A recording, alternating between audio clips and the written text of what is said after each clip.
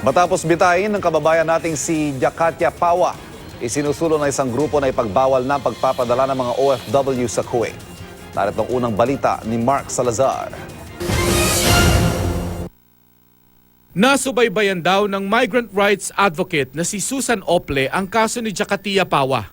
Naniniwala si Ople na inosente si Jakatia sa bintang na pinatay niya ang dalagang anak ng kanyang amo sa Kuwait noong 2007. Yung DNA na nakita sa knife na murder weapon, hindi nag-match kay Jakatia.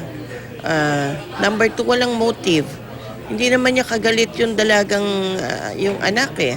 Ito rin daw ang mga depensang ginamit ng Department of Foreign Affairs sa mababang korte para isalba si Jakatia hanggang mahatulan ng parusang bitay noong 2008. 2010, kinatigan ng mataas na hukuman ng Kuwait ang parusa kay Jakatia at simula noon ay nasa death row na siya. Para sa grupong migrante, pinabayaan ng mga nagdaang administrasyon ang 11 taong kaso ni Jakatia. At yung present po, syempre ito na ho, yung evident, yung hindi man lang nila alam. Kahit sila, ang sinasabi nila na surprise sila. Paliwanag ng DFA, hindi naman pinabayaan si Jakatia.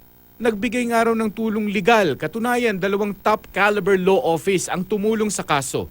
Gumamit din daw ng politika noon nang si Pangulong Arroyo mismo ang nag-apila ng kaso sa Emir ng Kuwait at humingi rin ng tulong sa religious groups para tanggapin ng blood money. Up to the last minute, we were hopeful na papayag po ang biktima. Pero eventually, yung mother nung victim ay talagang adamant na ayaw tanggapin po yung offer natin ng blood money. Nag-aalok ng blood money, tinanggihan. Nag-aalok ng magpapagawa tayo ng moske at eskwelahan, ipapangalan doon sa namatay, tinanggihan. So, desidido talaga yung Kuwaiti family. Ang bansang Kuwait ang sinisisi ng ACT's OFW party list sa malungkot na kwentong ito ni Jakatia.